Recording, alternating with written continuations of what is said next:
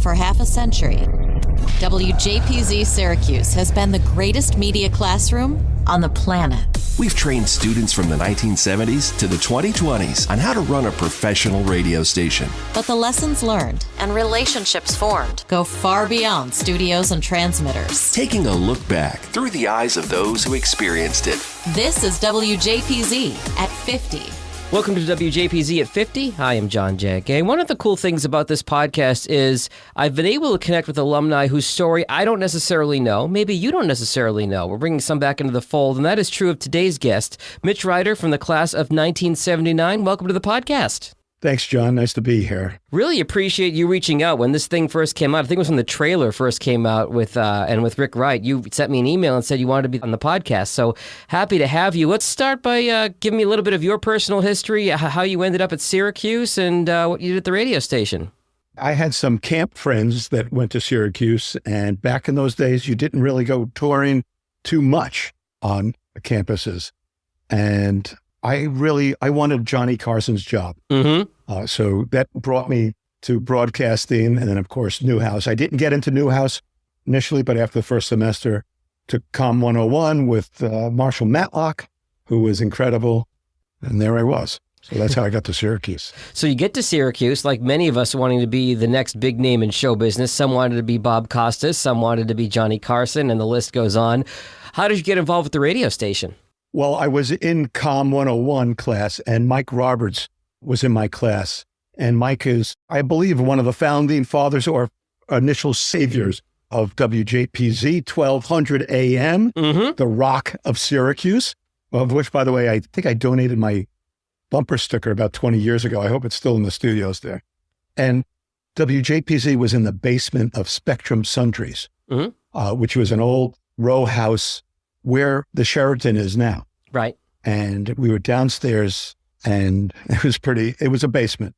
And I think it was known as an underground station. We didn't have funds from the student activity fee. We had to sell commercials locally, and our signal was terrible, and cable was just coming out. I forgot the name of the cable company, but we were on cable, and you could hear us everywhere except on the university campus. So we were basically a local rock top 40 station. And Mike said, Mitch, you should come down. You got the great face for radio. And he pushed me because I was trying to balance schoolwork and everything else and fooling around. And he made a big impact. Mike Roberts is a star who saved WJPZ after the original founding fathers. They were graduating as I was a freshman. That was really great. I started as a DJ, and then I became the promo director, selling ads, and then eventually the station manager. So what's cool about this is we're filling in a little bit of a gap in the history because we've got the original founding fathers put the station on the air in 72, graduated in 75. So you were just past them in 79 here, right. The later 70s, still on AM before the move to FM, obviously. Talk to me about, if you could paint the picture of what the station was like at that time. Obviously, you're in the Spectrum Records where the Sheraton is now. You're on AM, coming in through the cable stations and everywhere but the campus, all the suburbs. Rick Wright called it the high rent district of Fayetteville, Manlius when you're coming through the cable system. Tell me what it was like just in the building. Sure. But first, you mentioned Rick Wright's name, and I could only hear him say, are there any serious broadcasters out there? And that's how he would start the lecture. Did he do it when you were there? He did. I was in his radio industry and TV and radio performance classes. Yep. Yeah, he was quite a guy. So downstairs, the basement, so Spectrum Sundries was the closest thing we had to a union building. Yeah. We didn't have, was it Shine? Yeah. Right. That was non-existent. The bookstore was in a metal army barricade facility where the Shine is now. And the hustle and bustle of a wood floor creaking above our head. You go downstairs, basement steps in an old building. There's like litter and leaves. You walk down and 2 or 3 rooms, hard to remember. But the studio, the board, it looked like a cockpit out of a World War II fighter plane. There were 4 pods, 2 for the turntables, real turntables, because we spin 45s. Right. 1 for the mic, and either 1 or 2 pots for the cart machines, which played the commercials. Yep. They look like 8-track tapes. If anybody out there knows what an 8-track tape looks like, So I can tell you that I graduated in 2002, and I was there for the retirement of the cart machines. Wow. So they were there.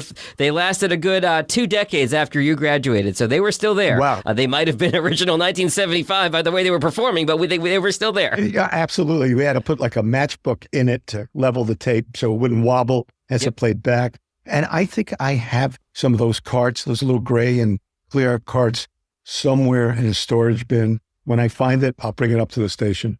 Oh, we'd love that. We'd absolutely love that. Also, if you stretched your legs out underneath the counter, the desk, you might accidentally take us off air because you would take the plug that was plugged in and kill electricity.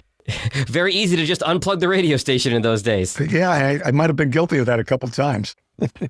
So you mentioned Mike Roberts, but talk to me about some of the names and faces you remember and the camaraderie that, has existed through 50 years of the radio station. And I'm sure it was true in the late 70s as well. Tell me about some of the people and interactions you had there. This merry little band of, not quite a pirate radio station, but, getting it on the air and being radio DJs in the late 70s. Yeah. Well, Mike Roberts, again, was brilliant in bringing everyone together. And he's in Atlanta now, broadcasting there. Mm-hmm. I remember Nina Fenton. She was a DJ also. And I'm going blank. There's a gentleman who was very talented and he was blind. He was very impressive. I think my show followed him. I was Midday Mitch at 12 to 2. And I followed him and he always impressed me, have being visually challenged. And back in the day, that wasn't easy. Sure. I don't recall a lot of all staff meetings. You were running in and out from class and everything, and you did your part. I think Mike, as the general manager, would have meetings with whoever was there, and he would do it multiple times. There was no Zoom, there was no cell phones, there was no email. Right. The only computer I did was, was it Steel Hall on the quad? Yep. They had those big, giant IBM machines with the tapes turning, and in one of my classes, they brought us down there, and the cool thing was that the IBM machine punched out our name in a punch card. Yes. You see all the dots and it spelled out Mitch. And how cool was that? A machine did that. Yeah. But other than that, everything was manual. How did you end up coming into a leadership role at the station from, you were on the air, you're on the air Midday Mitch, noon to 2, but how did you sort of climb up and decide to take on a leadership role? I don't think anybody else wanted the job. Mike Roberts empowered everyone. Mm-hmm. He was a true leader, I thought. I learned a lot from him, parlayed it into a different career. But he said, Mitch, I want you to do this. You can do this. I'm like, I don't even know what promo, what is that? Promotional? Pomegranate juice. What is it? And then there I am peddling, 30-second, 60-second spots of the Acropolis Pizza, which was on Westcott Street, Burnett's Pharmacy, which I think is now the parking lot, not M Street, but what is that the varsity is on? Oh, yeah, South Cross, yep. Yeah. And I did it. And, of course, you learn. And at the same time, I was working at, not WSYR, the one in North Syracuse. Oh, my gosh, it was a beautiful music station. That's elevator music. Yep. And that was the job I got. And I was doing news for them. And he just gave me all this confidence. And then as my years went on, by my junior or senior year, I was a station manager. I think it was junior year, actually. It was great. And then from there, I will say, one of the jobs I got after graduating, I worked at WPIX-TV in New York. Mm-hmm. And when I went to try to get an interview, I went to NBC, CBS. You couldn't even get past the lobby. Sure. Security, even then. WPIX, the Daily News building, you could walk right in. No one stopped you. I went up to the receptionist. Receptionist was in one of my TVR classes. No kidding. Elise Dickman. And we chatted, and she let me walk down the hall into the newsroom. Wow. And I did this for like 5 days. I paid my $25 toll from New Jersey, parking with whatever it was then. And I stood there like a nerd in the newsroom, a whirlwind of activity. All the IBM Selectric typewriters are going. And like on the third or fourth day, the guy who ended up being the executive producer, he says to me, "Who are you?" I said, "I don't know, but do you need any help?" And he goes, "Do you know how to rip scripts?"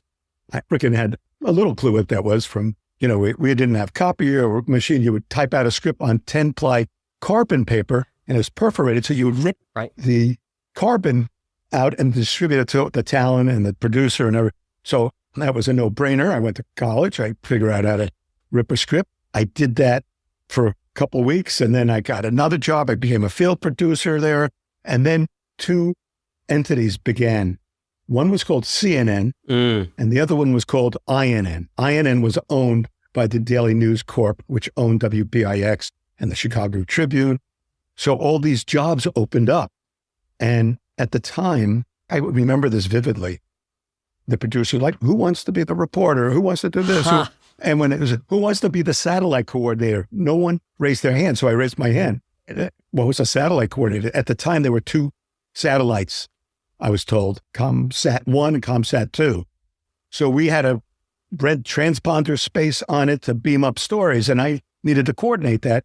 And it was on the job training because no one knew how to do it. Now there's like 40,000, I don't think I'm exaggerating, 40,000 or maybe 14,000 satellites orbiting, and everyone has their own. But it was a different time. And that was from my TVR experience in Syracuse. Boy, did I go off on a tangent. No, I was going to ask you about your career path and where you've been since Syracuse. And I think that's kind of a through line we've seen throughout the podcast is you're in this basement of Spectrum trying to, get by on, duct tape and bubble gum. And now you're in this, hey, who knows how to do this? Well, nobody knows how to do this. But you know what? I figured out how to do it at WJPZ. I can probably figure it out now. I got to imagine it served you well as you were starting out your career. Yeah, the only thing I had to concentrate on was not unplugging WPIX off the air with my foot. Again, things you learn at JPZ. Exactly. So you become the satellite coordinator. Where does your career take you after that, Mitch? I worked on some films, ABC After School Specials, production assistant. I worked at a radio station in Poughkeepsie at the same time. And I actually got fired because the movie I was working on had some night scenes in Staten Island. We finished at 4 a.m. and I was going on the air at, I think, 6 a.m. And from Staten Island to Poughkeepsie, you can't make it. Right. And twice I did it. The guy fired me. I said, but I'm working in broadcasting. He didn't give a... Yeah. And I worked local cable television news in my hometown in Englewood, New Jersey, when cable came out. And we just did the local news that I don't think anybody watched. And then I got the job at PIX, where I was for about 5 years. I could have gone on, but I did take a career path change, sort of. I went into the summer camp business, which was also a passion of mine.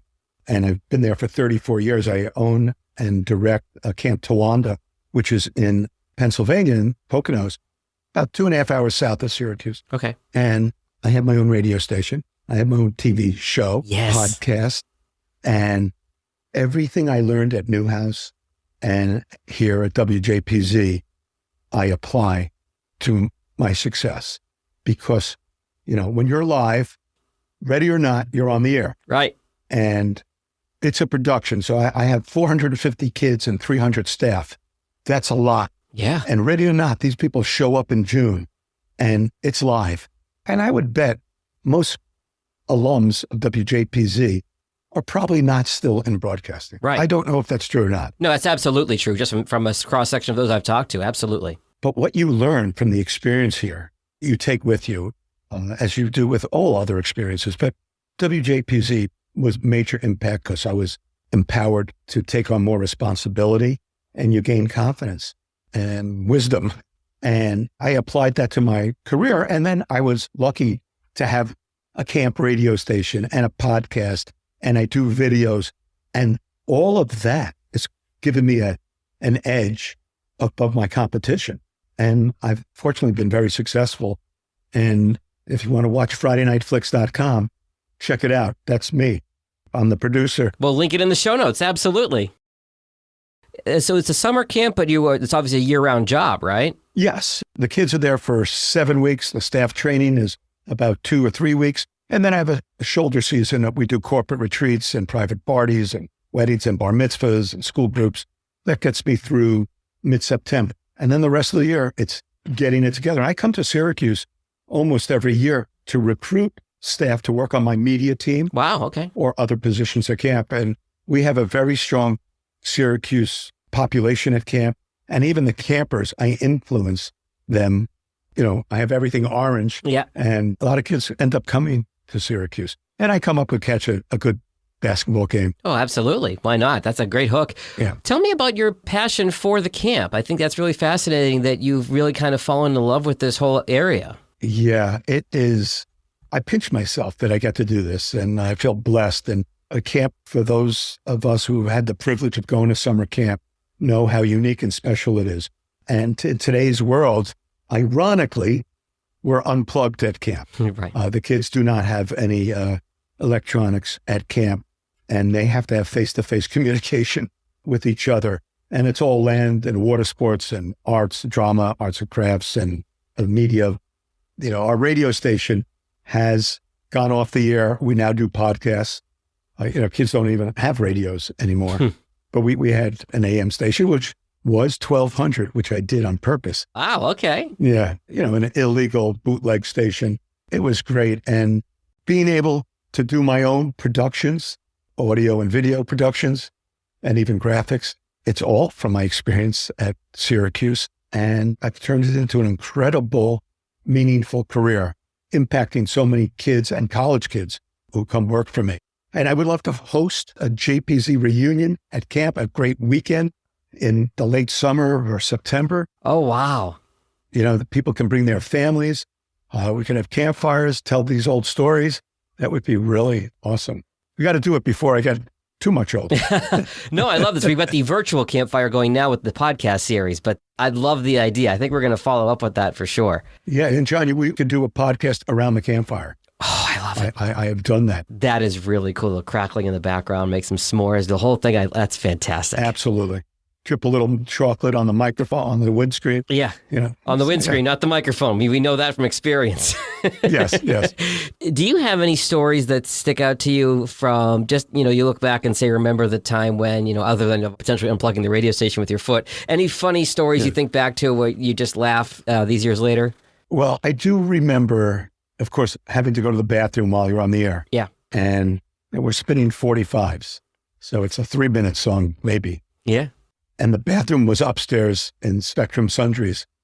And I just remember I had to go. Sure. Well, we've all been there. Yeah. And, I'm running. I felt like George on Seinfeld, pushing people out of the way. And I got to go. Sorry, I'm on the air. I got to go. And I come back and the needle is, spinning with the crackling noise. Oh. And then I said something goofy, I'm sure. I hit the wrong card. I think I did the emergency broadcast system card by mistake or something. Because you're flustered at that point, right? Yeah, right. And of course, Mike Roberts, is listening. And they say, what is going on down there? When you got to go, Mike.